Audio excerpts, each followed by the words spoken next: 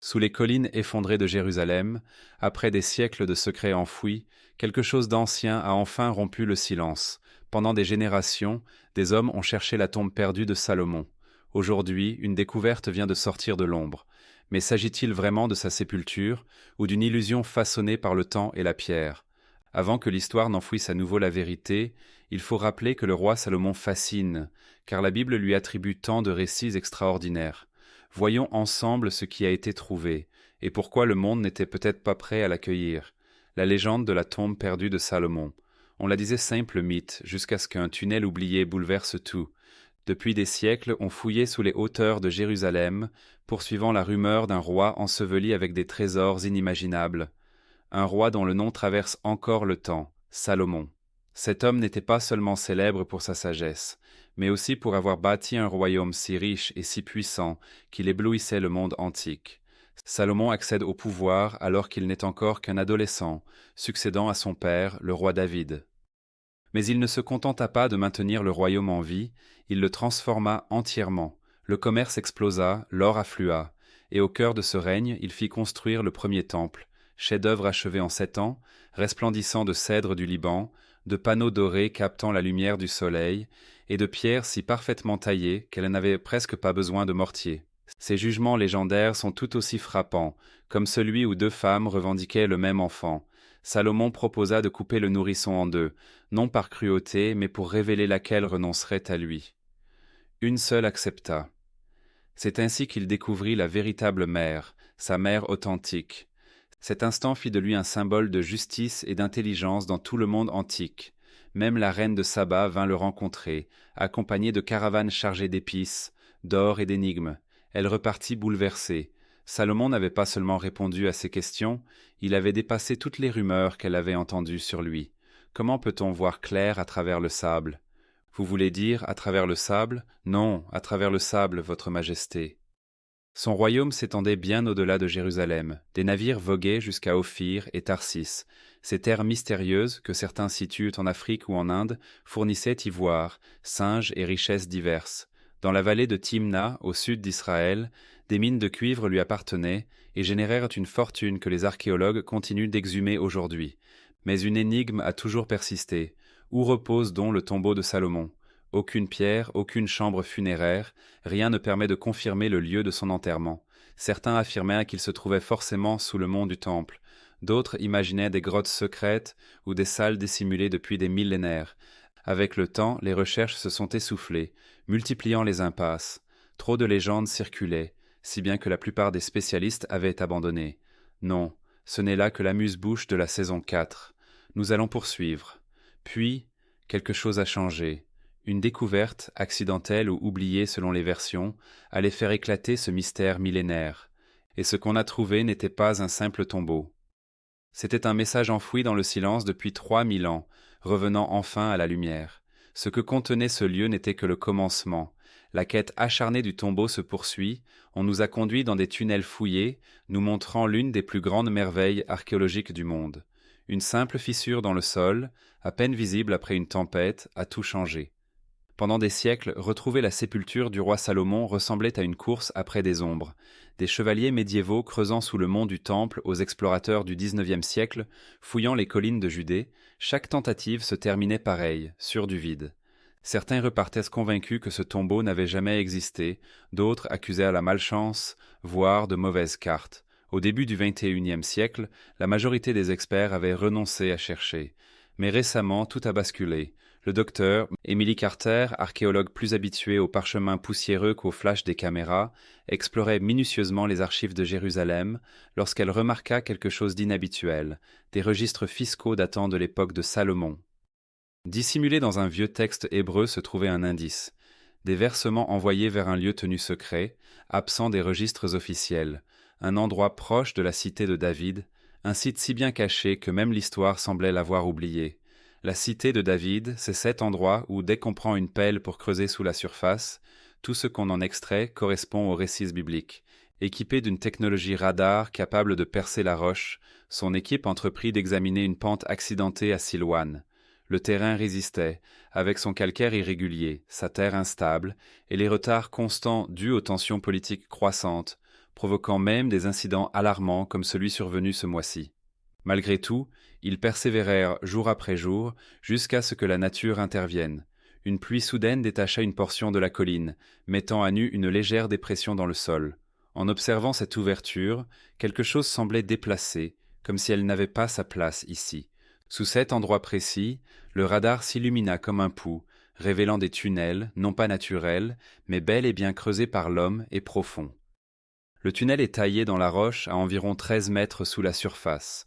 L'équipe fut stupéfaite, l'excitation se propagea comme un éclair. Ils s'empressèrent alors de sécuriser le site, chaque fouille représentant un risque. Ils découvrirent aussi que le tunnel comportait de fausses entrées et qu'une simple erreur pouvait faire s'effondrer des siècles de secrets enfouis. La docteur Carter passa de longues nuits à déchiffrer des fragments d'écriture anciennes, reconstituant une piste conçue pour égarer voleurs et pilleurs de tombes, des symboles menant vers une entrée dissimulée. Rien d'ostentatoire, seulement une ingéniosité discrète, cachée à la vue de tous. L'essentiel de cette structure reste encore enfoui, en attente de fouilles. Ce qu'ils avaient découvert jusqu'à présent représentait moins d'un quart de l'ensemble, on aurait pu dire bien moins encore. Mais ce n'était pas là le véritable tournant, le vrai basculement s'est produit lorsque l'équipe est tombée sur un récit, une légende à moitié oubliée, transmise par des bergers, parlant d'une colline qui brillait sous la lumière lunaire, un mur qui scintillait comme des étoiles. Le docteur Carter se tenait au bord de cette même colline, le sol était humide et leurs bottes s'enfonçaient à chaque pas. Mais quelque chose dans ce silence, dans la façon dont les rochers demeuraient immobiles, comme s'ils gardèrent des secrets, cela semblait bien réel. Il touchait au but, il le sentait, et juste derrière ce tunnel scellé, derrière une porte intacte depuis des millénaires, quelque chose attendait d'être révélé. Ce qu'ils allaient découvrir ensuite n'allait pas seulement bouleverser l'histoire, cela les a figés sur place au moment où le sceau ancestral a été brisé. Cette semaine-là, des archéologues mettaient au jour le tombeau perdu depuis longtemps d'un roi antique. Et si la seule chose séparant le monde moderne d'un secret vieux de 3000 ans était une simple dalle de pierre qui n'aurait jamais dû être ouverte, le sceau ne s'est pas fissuré en silence. Il a rugi, comme si quelque chose d'ancestral venait enfin d'exhaler son souffle après des millénaires d'attente. Après des semaines à creuser à travers le calcaire tranchant, la poussière et le doute, l'équipe du docteur Emily Carter avait suivi une piste de documents, depuis de vieux registres fiscaux poussiéreux jusqu'à une colline oubliée de Silwyn. Et maintenant, il se trouvait face à une dalle de pierre enfouie si profondément dans le temps qu'on aurait cru que la terre elle-même avait tenté de la dissimuler. Mais ce n'était pas une simple pierre perdue dans la terre. C'était à la fois une barrière, un avertissement et une énigme. La franchir n'allait pas se limiter à pousser ou tirer. Cet objet faisait partie d'un dispositif bien plus vaste, conçu pour protéger ce qui se trouvait derrière. Dans les parois étroites du tunnel se cachèrent de faux chemins et des impasses, certains conçus pour faire s'effondrer tout l'ensemble si on les perturbait. C'était une maçonnerie ancienne, mais d'une ingéniosité défensive redoutable. Un piège imaginé par des gens qui avaient prévu la venue de pilleurs de tombes, et qui les avaient tous déjoués. Alors que le sol craquait et bougeait sous leurs bottes, la docteur Carter examinait d'anciennes inscriptions hébraïques près de l'entrée. Une séquence, 7 lignes, 7 symboles, et un motif gravé lié aux 7 années de construction du premier temple. De la reconstruction du temple et de Jérusalem jusqu'à l'arrivée d'un roi messianique à venir, ce n'était pas une simple décoration, c'était un indice. Son équipe se mit au travail avec des outils laser et des scanners en 3 dimensions, cartographiant chaque rainure et chaque chambre comme s'ils désamorçaient une bombe. La tension flottait dans l'air, épaisse comme un brouillard. Un seul faux mouvement pouvait ensevelir toute l'équipe, littéralement. Pendant 3 jours consécutifs, ils ajustèrent des leviers, alignèrent des engrenages, et retenèrent leur souffle chaque fois qu'une pierre frottait contre une autre. Plus ils avançaient en profondeur, plus le tunnel devenait silencieux, comme si la montagne elle-même écoutait. Puis cela arriva, un claquement sourd, un grondement grave, et de la poussière tomba du plafond. La dalle commença à bouger, ni vite ni proprement, mais assez pour révéler une fente sombre menant vers quelque chose de mystique. Ils reculèrent, fixant ce vide noir. Aucun son n'en sortait, aucun souffle d'air, juste un froid glacial et l'obscurité. Ceux qui œuvraient à empêcher le pillage des grottes de la région filmèrent l'instant de leur découverte. La docteur Carter leva la main, faisant signe au groupe de garder le silence. Personne ne parla, personne ne bougea. C'était une avancée majeure. C'était le premier souffle d'une histoire que nul n'avait racontée depuis des milliers d'années. Mais qu'est-ce qui les attendait dans l'ombre ? Eh bien, disons simplement que la tombe n'avait pas encore livré tous ses secrets, et l'étape suivante allait laisser même les plus sceptiques sans voix. N'hésitez pas à mettre un like si vous êtes aussi captivé que nous, car ça ne fait que s'approfondir à partir de maintenant. Un aperçu de la richesse de Salomon. À l'instant où le faisceau de la lampe torche toucha l'or, tout s'arrêta. Plus un mot, plus un souffle, juste le choc silencieux de réaliser qu'il ne poursuivait plus un mythe. Il se trouvait en plein cœur de celui-ci, profondément sous la cité de David, dans une chambre scellée restée intacte depuis des milliers d'années. L'équipe de Carter se tenait épaule contre épaule, les lampes torches tremblant entre leurs mains. Ce qu'ils avaient devant les yeux n'était pas une simple rumeur, ce n'était pas non plus une légende populaire, c'était un trésor entassé, empilé, glissé dans chaque recoin comme s'il attendait patiemment. Le long des murs reposaient des vases dorés, leur surface gravée d'hébreu ancien, brillant comme s'ils venaient d'être polis. Une inscription hébraïque avait justement été découverte lors de travaux de conservation courants sur une ancienne synagogue au nord d'Israël. La pièce dégageait une odeur de thym, d'épices, de résine, quelque chose de terreux et sucré qui imprégnait l'air. Au fond, une menorah à 7 branches s'élevait du sol, lourde et parfaite. Ses courbes, sa base, tout correspondait à ce que le premier temple aurait censé abriter. Mais ce n'était pas une reproduction de musée, c'était authentique, peut-être même l'original. Et ce n'était que le commencement. Partout où leur regard se posait, la chambre murmurait des récits.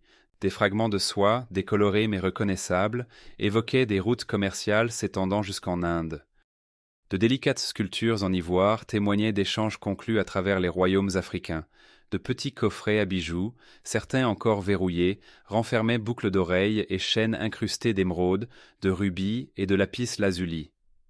Un archéologue, submergé par l'émotion, se pencha et murmura « Ça rend le British Museum aussi modeste qu'une friperie. » Plus étonnant encore, une jarre en argile scellée se fendit, libérant un parfum de safran, d'encens et une note d'agrumes. Des épices si fraîches qu'on aurait cru le temps suspendu. Tout semblait presque trop parfait, comme si quelqu'un avait orchestré cette découverte à l'avance. Mais tout ne s'accordait pas parfaitement. Certaines pièces portèrent des symboles que personne ne parvenait à identifier. Le style de quelques objets paraissait plus récent ou simplement différent. Les archéologues sur place affirment espérer poursuivre les fouilles, espérant faire encore plus de découvertes. Ce trésor appartenait-il à Roboam, fils de Salomon, ou à un autre souverain ayant caché sa fortune près d'une légende? L'excitation était palpable, mais le doute persistait tout autant. Et dans une pièce pareille, le doute résonne fort. Pourtant, chaque objet, chaque bijou, chaque gravure racontait une histoire différente. Ensemble, ils composaient un tableau qui semblait tiré des Écritures saintes. Mais malgré tout cet éclat, la chambre donnait l'impression d'être seulement l'avant-goût de quelque chose de plus grand. Alors l'équipe avançait avec prudence. Des scanners laser cartographiaient chaque surface. Aucun artefact n'était déplacé sans avoir été soigneusement documenté, car un seul geste maladroit, une seule erreur, pouvait effacer ce que le désert avait protégé pendant des siècles. Une découverte majeure, des fragments d'un rouleau biblique, accompagnés d'autres reliques, ont été retrouvés dans des grottes du désert israélien. La menorah seule pourrait bouleverser tout ce que l'on croyait savoir sur le temple. Mais personne ne célébrait encore, car ils savaient qu'ils étaient venus chercher une tombe. Et cet endroit n'en avait pas l'apparence. Pourtant, tous le sentaient. Cette chambre n'était pas la fin de l'histoire. Ce n'était que la première couche. Et ce qui se trouvait plus bas avait été enfoui pour une raison précise. Des symboles inexplicables et un savoir caché. L'or était éblouissant, mais ce sont les inscriptions sur les murs qui les ont réellement figés sur place. Encore électrisée par la chambre au trésor, l'équipe du docteur Carter a tourné son attention vers quelque chose de bien plus étrange, car cachés parmi eux se trouvaient des trésors bibliques comme Israël n'en avait pas vu depuis plus d'un demi-siècle. La lumière des torches révélait un ensemble de marques gravées dans la pierre, des symboles qui ne se contentaient de pas d'orner les murs, ils semblaient vibrer de sens. En plein centre trônait un sceau en forme d'étoile, net et volontaire, presque identique à celui décrit dans les textes anciens comme le sceau de Salomon. Pas seulement l'emblème d'un roi, mais selon la légende, un instrument magique servant à commander les esprits. Et cela ne s'arrêtait pas là. Les gravures se poursuivaient en lignes géométriques serrées, certaines simples, d'autres composées de spirales et d'angles si précis qu'elles ressemblaient à des plans d'architecte. Un archéologue murmura « C'est bel et bien des mathématiques, mais pas de simples mesures de temple. C'est carrément d'un autre niveau. » Certains symboles détaillaient des rapports, des angles et une architecture si précise que cela rendait le Xe siècle avant notre ère étrangement futuriste. Même le docteur Carter plaisanta. On est venu chercher une tombe et on tombe sur le cahier de calcul de Salomon. Puis vinrent les tablettes, empilées dans un coin comme si elles attendaient qu'on les lise. Un ensemble de tablettes d'argile portait une écriture hébraïque dense, certaines effacées, d'autres parfaitement gravées, avec simplement le nom de Dieu inscrit en hébreu. Pour la suite, voici David Campanelli. L'une décrivait les dimensions du temple presque mot pour mot, comme dans le livre des rois, mais une autre différait totalement. La langue s'y tordait, la structure enfreignait les règles habituelles. Elle ressemblait davantage à une énigme qu'à un simple compte-rendu. Cette tablette évoquait quelque chose d'étrange, une clé liée à un savoir caché. Le docteur Carter marqua une pause. Faisait-elle référence à la fameuse clé mystique de Salomon, un texte lié à des rituels et à des codes anciens longtemps relégués au rang de légende? Personne ne le dit à voix haute, mais l'idée flottait dans l'air. Et si ce n'étaient pas de simples instructions de construction? Et si, en réalité, on cachait quelque chose? C'est alors que quelqu'un repéra un coffre glissé dans une ouverture sombre du mur, presque invisible, à peu près de la taille d'un bagage à main. Il semblait lourd, fermé par des loquets métalliques, et gravé du même symbole d'étoile que celui du mur, ni gond, ni serrure apparente. On sentait l'air se figer, tandis que l'équipe se rassemblait autour. Personne n'osa y toucher. L'ouvrir représentait un risque bien trop grand. Pourtant, la tentation était forte. Était-ce ici que Salomon gardait ses véritables secrets? Cela pouvait-il mener à l'Arche d'Alliance? Ou n'allait-on trouver là qu'une porte ouvrant sur encore plus de questions?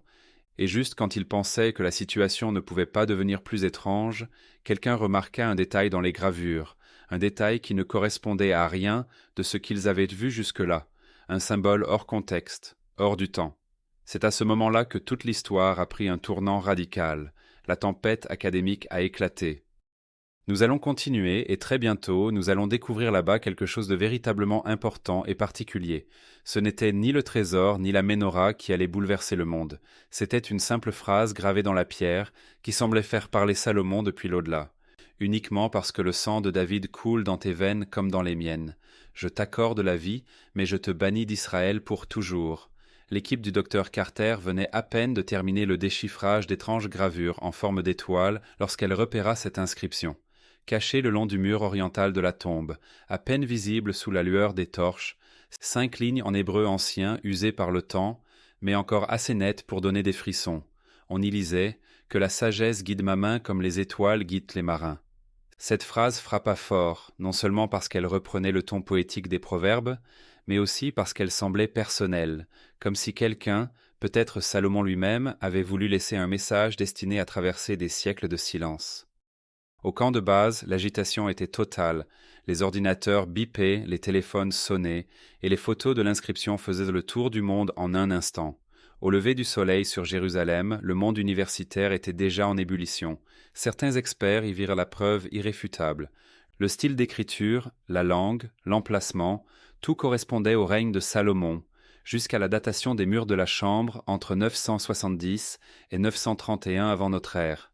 Tout cela se situait dans une partie des portes doubles du mont du Temple, qui menait aussi vers les souterrains du site. Ils rappelèrent les découvertes précédentes, la ménorah, les biens commerciaux, les indices architecturaux, affirmant qu'il s'agissait enfin du chaînon manquant, de l'homme derrière la légende. Mais tout le monde n'était pas convaincu. Les critiques réagirent rapidement, démontant les preuves une à une. Ils remirent en question l'authenticité des gravures. Certains estimaient même que la formulation paraissait trop soignée, trop parfaite pour être authentique. D'autres remarquaient de faibles symboles près de la prière, qui semblaient d'origine perse, laissant penser qu'une personne, des siècles plus tard, aurait pu graver cela pour imiter la voix de Salomon. Dans les salles de conférence comme sur les forums en ligne, c'était le chaos total. Des professeurs s'invectivaient en direct devant les caméras. Les revues scientifiques retardaient leur publication pour évaluer de nouvelles théories, tandis que les titres oscillaient entre « Salomon retrouvé » et « Canular sacré ». Et au cœur de cette tempête, le docteur Carter restait d'un calme imperturbable. « Nous ne cherchions pas un roi au départ, disait-elle, mais les indices se sont accumulés. Si cela ne mérite pas d'être approfondi, alors quoi ? Chaque ligne de cette inscription semblait désormais porter un poids nouveau. bien plus que de simples mots. Elle évoquait un souverain aux prises avec le pouvoir, scrutant les étoiles en quête de conseil, et peut-être, seulement peut-être, laissant derrière lui la seule trace à la première personne de son règne. Mes oreilles perçoivent déjà les prêtres et les vieillards qui murmurent. Je vous montrerai que je suis roi en Israël. Mais un problème demeurait. Si la gravure était authentique, qui, ou quoi, se trouvait enfermé dans cette dernière chambre scellée, juste devant eux? Car si le nom de Salomon avait déjà semé la controverse, ce que l'équipe allait découvrir ensuite réduirait tout le monde au silence. Partagez ceci avec un ami passionné de mystère, car cette histoire ne fait que commencer. Une découverte qui bouleverse les croyances. Un simple nom gravé dans la pierre avait déclenché une tempête dépassant largement le cadre archéologique. Quelques jours seulement après avoir déchiffré cette prière troublante, sans doute écrite par Salomon lui-même, l'équipe du docteur Carter tomba sur quelque chose de plus explosif encore. Au fond de la chambre, sous une fine couche de poussière, se trouvait une nouvelle série d'inscriptions en hébreu ancien, gravées avec soin, décrivant une visite royale survenue en 950 avant notre ère, celle de la reine de Saba. Votre Majesté, permettez-moi de vous présenter ma souveraine, Sa Majesté royale, la reine de Saba. Dès que son nom fut traduit, on eut l'impression que le temps s'arrêtait, car il ne s'agissait pas d'une simple référence biblique parmi d'autres. C'était précisément le récit relaté dans le premier livre des rois et dans le Coran. Salomon et la reine de Saba, deux figures que l'histoire a séparées, mais que le judaïsme, le christianisme et l'islam vénèrent tous, se retrouvaient peut-être réunis dans la pierre. Des rabbins se penchaient ensemble sur des rouleaux de la Torah. Des imams comparaient des passages tirés du 27e chapitre de la sourate concernée, tandis que des prêtres murmuraient au-dessus de Bibles usées par le temps. La gravure ne se contentait pas de correspondre aux Écritures. Elle semblait leur donner vie, comme un pont de pierre enjambant des millénaires. Mais pour chaque croyant en pleine célébration, un chercheur haussait un sourcil. Certains jugeaient ce moment trop parfait pour être vrai. D'autres relevaient des anomalies stylistiques dans les symboles gravés, incompatibles avec le Xe siècle avant notre ère. Ces marques avaient-elles pu être ajoutées plus tard, en hommage par un scribe pieux, ou pire encore, s'agissait-il d'une falsification destinée à attiser les tensions religieuses? Les esprits s'échauffèrent rapidement. Les débats en ligne se transformaient en véritables joutes verbales. Certains érudits musulmans faisaient valoir que la richesse du tombeau contredisait la description coranique de Salomon, sage certes, mais jamais porté aux excès. Si l'on se rend soi-même sur les lieux, on constate que les chambres découvertes étaient largement endommagées. Pendant ce temps, à Jérusalem, des responsables politiques se disputaient la légitimité du site. Les tensions religieuses, déjà vives, montaient encore d'un cran. Mais sous ce vacarme, quelque chose de plus profond s'agitait, car ces gravures suggéraient bien plus qu'une simple visite royale. Elles évoquaient une alliance, des échanges commerciaux, une diplomatie et un savoir partagé entre deux puissances antiques. Et si cela s'était réellement produit, cela signifierait que ces récits sacrés ne relèvent pas seulement du spirituel, mais aussi de l'histoire. Pourtant, une question persistait. Ces inscriptions révélaient-elles la vérité, ou nous disaient-elles simplement ce que nous espérions entendre? Et juste au moment où le débat atteignait son point culminant, l'équipe découvrit quelque chose de caché dans une alcôve scellée derrière le mur de Sheba. Ni une nouvelle inscription, ni une couronne. Quelque chose qui pouvait tout changer à nouveau, et ce n'était pas censé être trouvé. Un sceau royal venait d'être mis au jour. Ce n'était pas une autre gravure, ce n'était pas un parchemin. C'était quelque chose de plus petit, mais de plus lourd que tout le reste. Replié dans un coin de la chambre, derrière une table de pierre fissurée que personne n'avait touchée depuis des siècles, se trouvait un anneau en or, épais, massif et indéniablement royal. Au premier regard, cela ressemblait à un simple ornement enterré parmi d'autres. Mais ensuite, la lumière l'a révélé. Gravée sur la face de l'anneau se trouvait une étoile à 6 branches. Or, ce n'était pas un symbole moderne tiré d'un drapeau actuel. C'était brut, sculpté à la main, et ancien, mais cela ressemblait suffisamment à l'étoile de David pour glacer toute la salle. Les analyses en laboratoire allaient non plus tard le confirmer. La composition du métal correspondait parfaitement au Xe siècle avant notre ère. Mais avant même cela, les murmures avaient recommencé. Était-ce l'anneau de Salomon, son sceau royal, celui-là même qui aurait pu marquer des accords commerciaux avec la Phénicie, des lettres à Sheba, des décrets qui avaient façonné le royaume d'Israël? Puis ils comprirent que ce n'était pas seulement un anneau, c'était une signature. Pourtant, la prudence s'installa. Certains experts avertirent que des anneaux similaires avaient été retrouvés datant du 8e siècle avant notre ère, principalement liés au roi Ézéchias, et que l'étoile de David n'était pas largement connue avant bien plus tard dans la tradition juive. Alors, s'agissait-il d'un hasard, d'un héritage familial, ou Salomon avait-il adopté ce symbole longtemps avant que l'histoire ne le consigne? Imaginez l'équipe penchée sur des microscopes, scrutant les contours du sceau avec une précision laser. Chaque sillon, chaque éraflure était débattue comme s'il détenait la réponse à tout. Ces structures anciennes se dressent comme des repères fantomatiques du passé, gardiens silencieux de leur véritable histoire. Le manipuler n'était pas non plus une mince affaire. Micro-outils, caissons à oxygène contrôlé, plusieurs jours de nettoyage sans même oser toucher l'objet directement. Un seul souffle mal placé et tout pouvait s'effriter. Mais le risque en valait la peine. Car si cette bague appartenait véritablement à Salomon, elle représenterait le premier lien tangible entre sa main et le royaume qu'il gouvernait. Et juste au moment où l'équipe commençait à croire qu'elle avait mis la main sur le joyau du site, un bruit se fit entendre, un écho ténu, comme une pierre qui bouge ou quelque chose qui remue. Car juste derrière l'endroit où reposait le sceau se dressait un autre mur, et derrière celui-ci, eh bien, personne n'était préparé à ce qu'ils allaient redécouvrir. Les échos de la musique de Salomon. Juste derrière la paroi qui abritait le sceau doré, ils tombèrent sur un champ. L'archéologie permet de percer le mystère de la construction de ces merveilles et de leur raison d'être.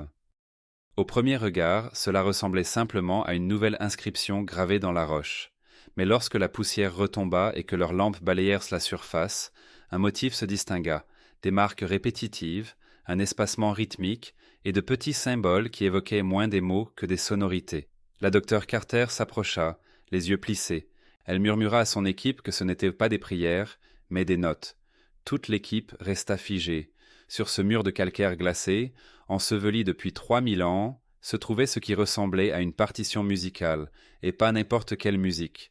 Il s'agissait d'une composition complexe, en plusieurs couches, gravée avec des symboles associés à des instruments anciens comme les harpes, les lyres, et peut-être même des flûtes. Un des marquages ressemblait clairement à la harpe à 10 cordes liée au roi David. Et selon le premier livre des Chroniques, chapitre 25, Salomon avait hérité non seulement d'un trône, mais aussi d'une symphonie. À l'extérieur de la chambre, les historiens de la musique débattaient déjà de ce qu'ils observaient. Certains affirmaient que le style correspondait aux traditions hébraïques anciennes. D'autres soutenaient qu'il s'apparentait de façon suspecte au style babylonien. Les Babyloniens décidèrent de conquérir Jérusalem. Oui, ils s'étaient rebellés contre Nabuchodonosor. Une erreur fatale, trop sophistiquée et trop nette pour dater de l'époque de Salomon. Sur le site, un des stagiaires a réussi à déchiffrer les gravures présentes sur une harpe reproduite. Le tracé restait grossier et incertain, mais ce motif a donné des frissons à toute l'équipe. Il ne s'agissait pas de simples notes musicales, c'étaient des instructions liturgiques. Pourtant, l'enthousiasme s'accompagnait de scepticisme. Ces sculptures étaient-elles vraiment authentiques, sachant que de nombreux fragments similaires avaient été trouvés hors des remparts de la cité? Pouvait-il s'agir de l'œuvre d'un souverain plus tardif cherchant à honorer, voire à imiter, la cour de Salomon? Certains signes rappelaient vaguement des influences perses, d'autres échappaient à toute datation précise, mais quelle que soit leur origine, l'impact restait identique. Pendant un instant, ce tombeau ne ressemblait plus à une simple sépulture. Il semblait vibrer de vie.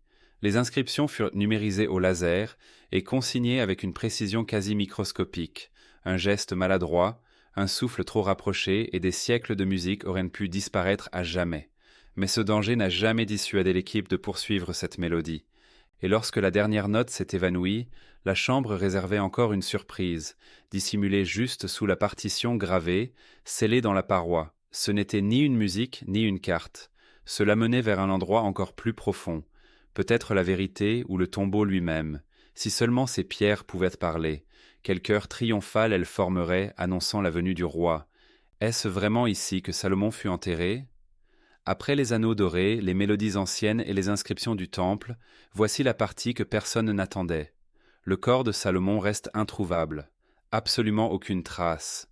Malgré l'agitation sur les réseaux sociaux et ses titres sensationnalistes affirmant que la tombe de Salomon avait été découverte, la réalité est bien plus floue.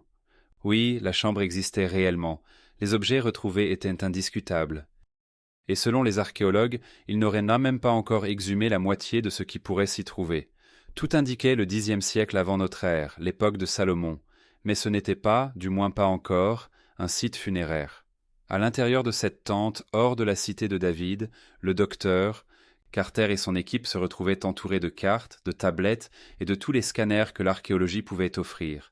Ce qu'ils avaient découvert ressemblait peut-être à des archives royales, voire à un sanctuaire privé. Mais aucun sarcophage, aucun squelette, aucun masque mortuaire royal ne s'y trouvait. Seulement l'héritage d'un roi et une piste qui continuait de leur échapper. Pourtant, les indices restaient difficiles à ignorer. Les menorahs, les gravures de harpe, les inscriptions liées à la reine de Saba et le sceau doré, tout cela évoquait clairement Salomon.